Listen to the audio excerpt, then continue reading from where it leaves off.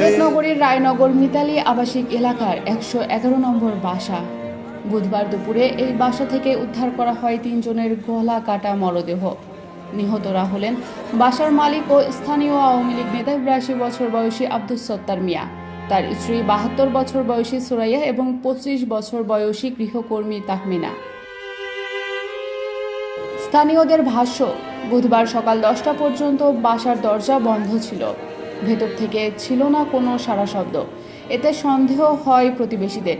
পরে জাতীয় জরুরি সেবা 999-এ ফোন করা হলে ঘটনাস্থলে যায় পুলিশ। দরজা ভেঙে ভেতরে ঢুকে পাওয়া যায় 3টি মরদেহ। পুলিশ জানায়, বাসার একটি কক্ষ থেকে উদ্ধার করা হয় সুরাইয়া ও গৃহকর্মী তাহমিনার মরদেহ। অপর একটি কক্ষে পড়েছিল আব্দুস সত্তার মিয়ার মরদেহ। 3 জনেরই গলা কাটা ছিল, রক্তাক্ত অবস্থায় পড়েছিল মরদেহগুলো। প্রাথমিকভাবে পুলিশ ধারণা করছে, পরিকল্পিতভাবে এই হত্যাকাণ্ড ঘটানো হয়ে থাকতে পারে। হত্যার পর ঘাতকরা বাসার বাথরুমে হাত মুখ ধুয়ে আলামত গোপনের চেষ্টা করে পালিয়ে গেছে, এমন তথ্য উঠে এসেছে প্রাথমিক তদন্তে। তবে হত্যার প্রকৃত কারণ এখনও নিশ্চিত নয়। খবর পেয়ে ঘটনাস্থলে যান Sylhet metropolitan police commissioner Sarwar Murshed Shamim এবং সিলেট সিটি কর্পোরেশনের প্রশাসক আব্দুল কাইয়ুম চৌধুরী।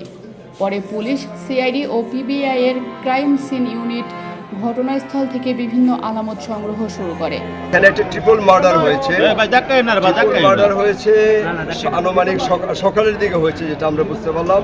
আমি এখানে আসার পরে আমরা হলো যে পুরা ওই ক্রাইম সিন যেটা আছে দোতলা এবং এই পুরো জিনিসটা আমরা হলো যে প্রাইমারি পর্যবেক্ষণ করছি। এখানে পিবিআই এবং সিআইডি তারা যারা ক্রাইম সিনে যারা কাজ করে তারাও চলে আসছে এবং এই কাজটা চলমান আছে। আমি এখানে একটা স্পেশাল টিম এর মধ্যে করে দিয়েছি যে এটা ফাইন্ড আউটের জন্য। আইনি প্রক্রিয়া শেষে 3টি মরদেহ ময়নাতদন্তের জন্য পাঠানো হচ্ছে Sylhet MAG Osmani medical college হাসপাতালের মর্গে। এদিকে হত্যার কারণ এবং কারা এই ঘটনার সঙ্গে জড়িত তা জানতে তদন্ত শুরু করেছে পুলিশের একাধিক দল।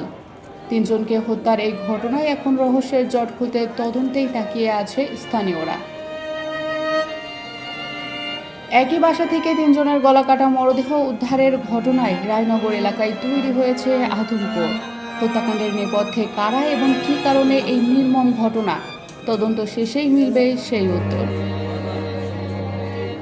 মিসকাতুল মোহাম্মদ সুইটি, দৃষ্টিপাত।